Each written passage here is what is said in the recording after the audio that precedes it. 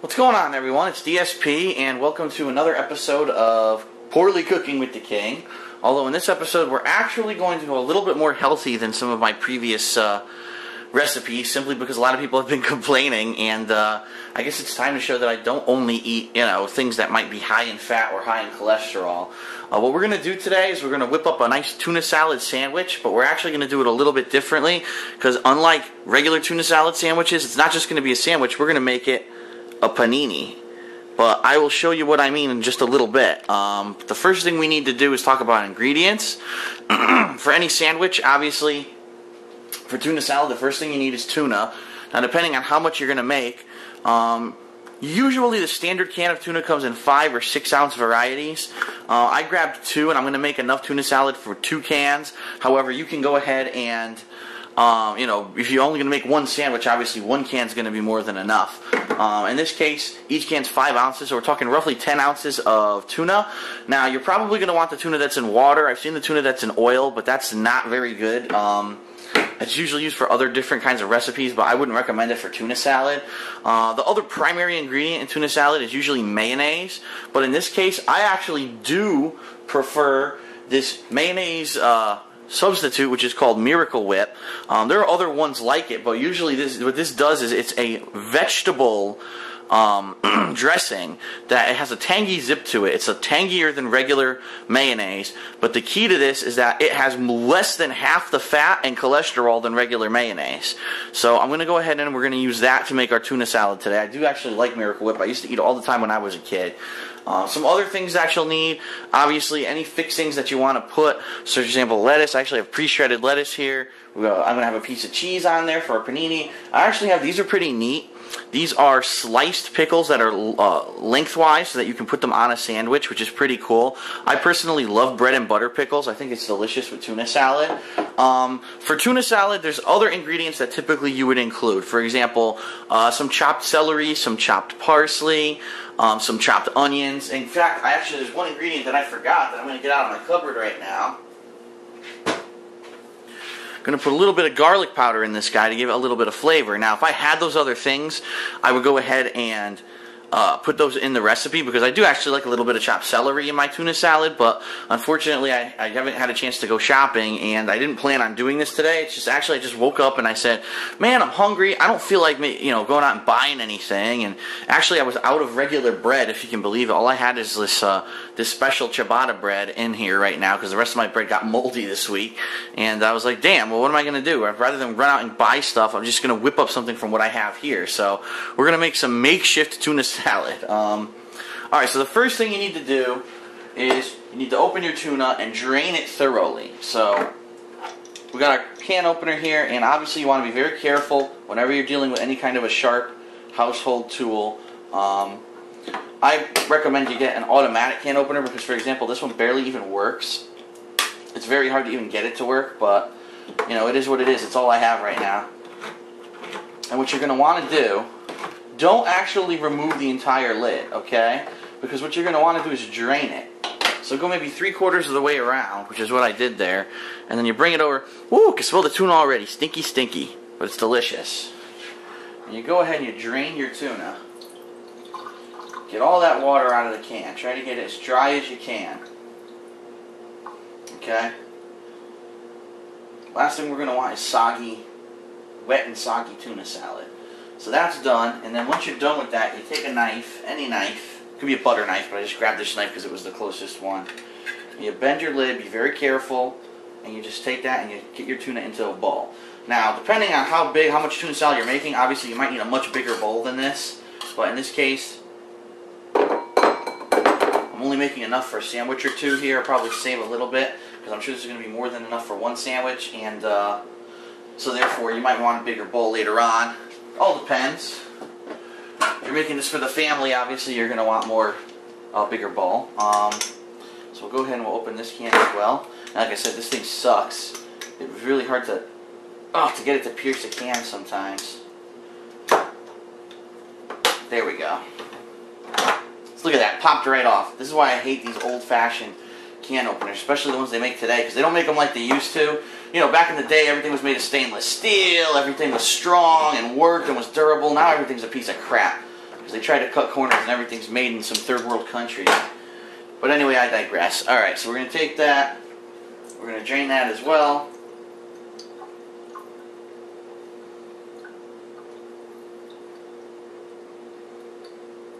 Almost done here. Okay. Open that carefully. Don't cut yourself because these edges will be very sharp. I learned from experience. Don't frickin' gouge yourself here.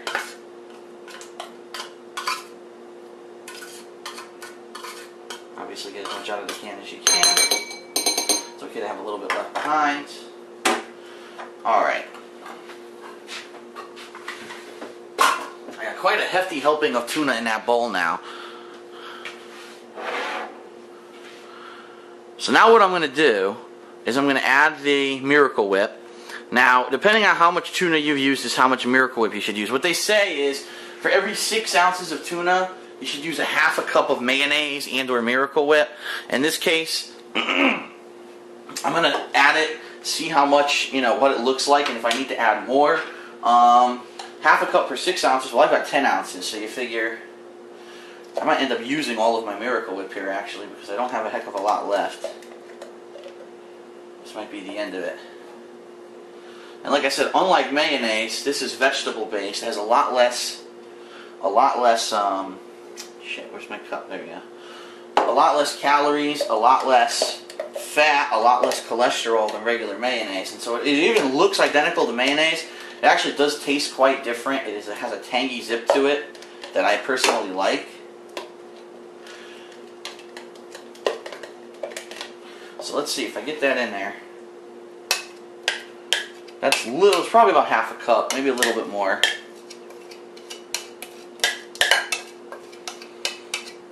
And then we're going to go ahead, we're going to add some onion powder to it. And you don't want to go ape shit, obviously. You want to put some onion powder, but not too much. So we'll just do a little sprinkling there on top. We'll mix that in. Now literally all you do is you stand here for a while and you mix it. And it's going to make your tuna salad for you.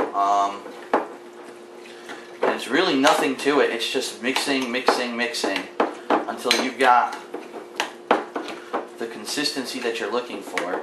And obviously this bowl now is, I wish I kind of had a slightly bigger bowl because now this bowl's ending up being a little bit too small for what I wanted because now it's starting to jump out of the edges on me.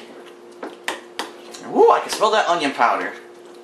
I really do wish I had some celery because like I said, I do like some pieces of celery in my tuna salad usually.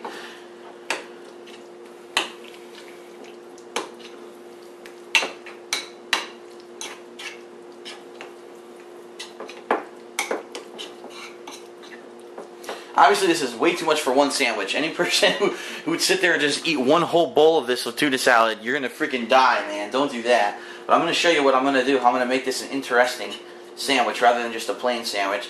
Now, what you ideally want to do, you're going to mix it like this, and you're going to let it sit for a little bit to try to solidify and dry out a little bit. But this is pretty much ready to serve, and honestly, I think I put a little bit too much Miracle Whip in there. I think I could have went with a little bit less. I think it looks a little bit too goopy right now. So, just experimenting, like I said, it's hard to do when you're not doing it exactly to the ingredients that the recipe tells you. And in this case, like I said, the recipe said do a half a cup per 6 ounces. I think that recipe was absolutely wrong because if you do a half a cup per 6 ounces, that thing's going to be drooling. I mean, that was what I put in there was about roughly half a cup. And that was 10 ounces of tuna, and I think it was too much. But I also think that they were assuming you were putting a lot of other ingredients into it, like the celery and parsley and onions and other things. But anyway, this is roughly your tuna salad. Actually, it looks like it is a little bit dry in the center. Mix it up a little bit more. Now, what are we going to do to make this not just a regular tuna salad sandwich? Well, here's what we're going to do. Over here, I have two unique things that can make this different. I have a piece of ciabatta bread and a panini grill, okay? Now, let me tell you something. This panini grill is amazing because this panini grill, it'll cost you maybe, the cheapest one I've seen in the store is maybe like 30 bucks. They go all the way up to like 80 bucks depending on how big they are and all the options and things like that. This thing is amazing. It turns regular sandwiches into like gourmet lunch, really. I mean, I've had so many days where I just made a regular sandwich. I was like, it's just a meat, it's a ham sandwich, and you toss it on there and it melts the cheese and it gets everything nice and warm. It's a really, pulls the flavor out of things. So I highly recommend for anyone who eats lunch, like sandwiches all the time, Panini Grill is excellent. You can also interchange the plates on this grill. They come off, they're easy to wash, and you can also have interchangeable plates that are flat, and you can use this as a regular grill as well. If you don't have like a stove like I have, or a frying pan, you can use this as like a griddle. So I'm going to turn this guy on. I'm going to turn it on high heat for a sandwich. Now this is ciabatta bread. Ciabatta bread is special because ciabatta bread... Whoop, oh, just smashed the camera with the ciabatta bread. Hold on, let me zoom out. Ciabatta bread is special because it is a different consistency than regular bread. It is a thicker bread.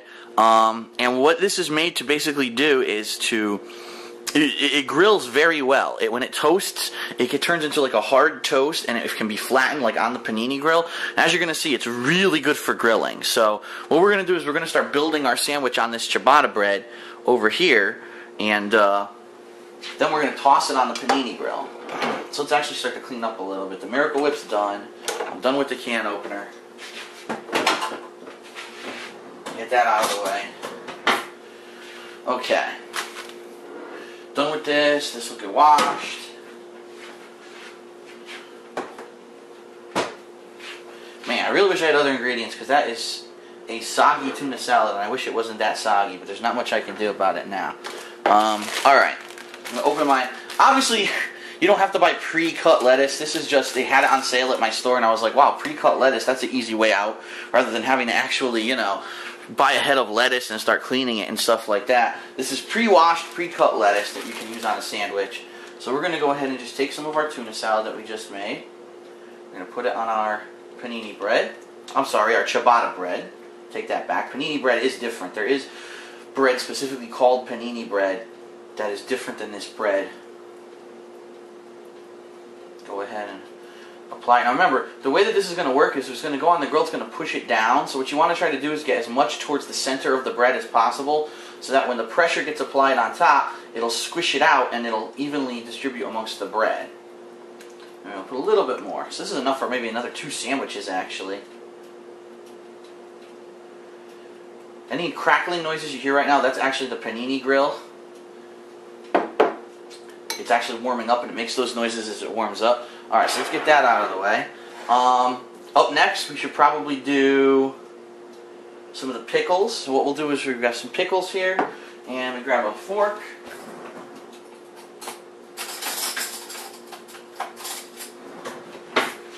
We'll grab a little baby fork to use for this guy. And I love these pickles because they're perfect for this kind of sandwich. They're sweet, they're delicious. You put them right there, bloop, like that. And I love these pickles, so I'm putting 2 on. I'm sorry, I love them. Bam, right there. So we got 2 pickles. We're going to go ahead and put a piece of cheese. That'll melt on there nicely when we put this on our panini grill. We're going to put a little bit of lettuce. I don't want to make too much of a mess, but I'm going to anyway. And then we're going to go ahead and put that on top.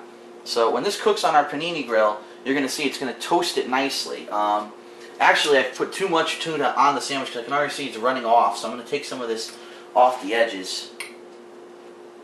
Well, it's unavoidable. Whenever you cook something on a panini press, something's going to come off the sandwich, whether it's dressing, whether it's some of the ingredients. They always fall off. I've never had like a perfect panini sandwich where nothing came off of it. It's inevitable because you're putting pressure on top of the sandwich, so obviously something's going to fall off of the sandwich. Alright, so this one's pretty much good to go as soon as that grill heats up and is almost ready to go. It's heating up as we speak, and as soon as that blue light goes on the right-hand knob, it means that it's ready to go. So let's move our sandwich over here in preparation. In the meantime, I'll clean up a little bit over here. Whenever you're using a panini press or a panini grill, be extremely careful because that sucker gets hot. Let me tell you, I used to work at a health food store. Yes, I said that. I used to work at a health food store in high school. All we sold was like frozen yogurt, salads, panini sandwiches that were made to be, fit sandwiches. And we used a Panini grill similar to this one, only it was like an industrial strength one. The thing was, you know, made to be used all day long. And let me tell you, that thing got so damn hot. You would just go like this, whoop, oh, you could freaking burn your finger right off. You're like, holy shit, man. Because that thing would be on constantly all day long. Now, some other things that you can add to your tuna if you like. A lot of people like to add pepper. I do know that. I personally, I like pepper a little bit, but not too much, so I didn't put any pepper on this. But you can if you like. It is a common ingredient. Alright, so our panini grill is warmed up. Our right-hand blue light is now on. What I'm going to do is I'm going to put the sandwich on the grill. And you got to be careful when you do this. Like I said, it's going to be very hot. You open the grill, leave it open. Ooh, you see the steam come off of it right away. We're going to put our tuna salad sandwich down. You probably want to position the bread a little bit back because when you close it like this, it's going to actually flatten the sandwich and pull that. So what I usually do is I do this. I put the bread a little bit back and I already angle the top like this. Some grills you're lucky you can do that, and then that way when I push it down, voila. So essentially, rather than just a regular tuna salad sandwich, what we're making is a panini grill tuna melt, which is probably going to end up being a lot more tasty than just a regular tuna salad sandwich. And I can already see some of the tunas coming off the sides. That's perfectly fine. Just like when you make a tuna melt, there's always tuna that, you know, hangs off the edges and it gets grilled on the grill. That's fine. So our tuna melt is melting. Clean up a little bit more here while we wait. Typically when I make a panini sandwich like this, I leave it on the grill for about 5 minutes. It all depends on what you're making, but you want to make sure that your bread is toasted properly, because you don't want to end up with bread that's like soggy, which unfortunately has happened a couple times. I took it off the grill too early, and the bread ended up being very soggy because of all the juices and everything from the meat and everything that I had in the sandwich had actually, you know, seeped into the bread, but I didn't cook the bread long enough, so it ends up being kind of a mushy bread, which you definitely don't want. So my apologies, I'm passing in front of the camera a couple times here to put some things in the dishwasher.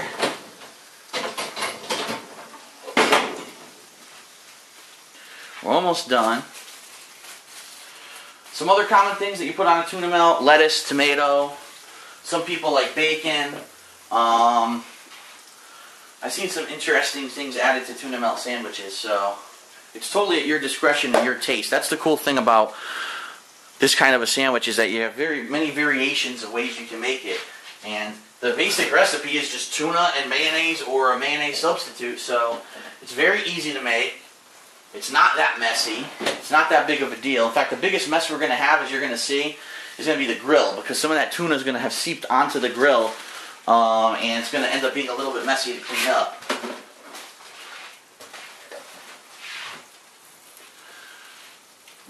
Goes up here.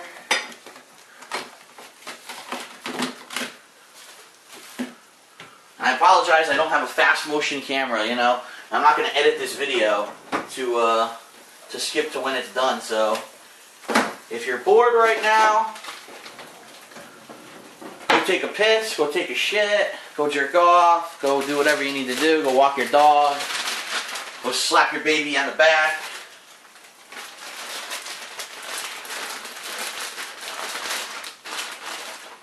You'll be surprised how long lettuce can last if you put it in a nice Ziploc bag like this, and you make sure all the air is taken out of it before you zip it. Okay. I'm going to say that sandwich is almost ready. Actually, I can smell the tuna cooking, so that's good.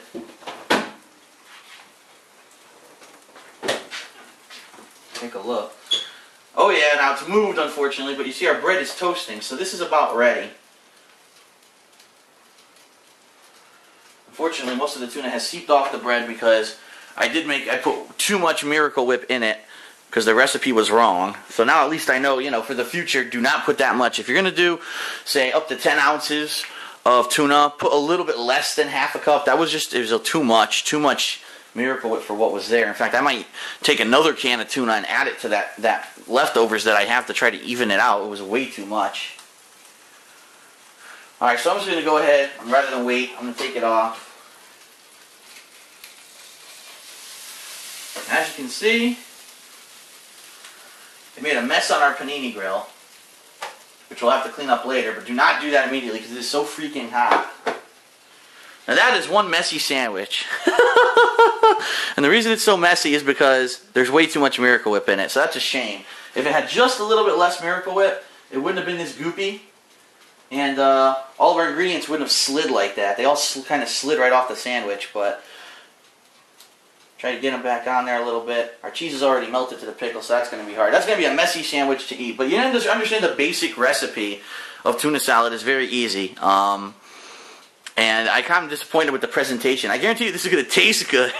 The presentation, it looks like shit. It looks like it looks like someone like just freaking took a crap on a piece of bread. So, but anyway, sometimes you win some and you lose some. It's going to be tasty. It's just going to be really messy. So nothing I can do about it now. The recipe was a little bit off, but at least we live and learn. So remember, anywhere from 6 to 10 ounces of tuna. It says to use half a cup of mayonnaise or Miracle Whip. Don't use that much. Use less. But also you can put other ingredients that would have evened out the recipe, such as parsley, celery, onions, things like that. And like I said, other things people like to put on this kind of a sandwich: lettuce, tomato, bacon. I prefer pickles with my tuna salad. I don't know why. I just love the taste of pickles with tuna salad. So, alright, I'm going to let this cool down because, by the way, when you take something off a panini grill, it's very hot. You have to let it cool off for at least 2 minutes, I'd say, before you even dig in. But I'm going to attempt to eat this monstrosity, which is going all over the place because there's too much Miracle Whip in it. But the good news is, like I said, the Miracle Whip is actually not that bad for you. It has less than half of the fat and cholesterol of mayonnaise. So imagine if I had made this with mayonnaise. That thing would have been an artery clogger. So good thing I didn't use that, and I used alternative ingredients. So anyway, there's a reason why we call this Poorly Cooking with the King. I'm DSP. I hope that you refine this recipe to make it a little bit better, and therefore it doesn't fall apart. But keep in mind, we were also doing a panini, and paninis can be hit or miss, especially with a liquid type ingredient like we had here, and that's kind of why the sandwich is falling apart too. So, alright, that's it for this episode.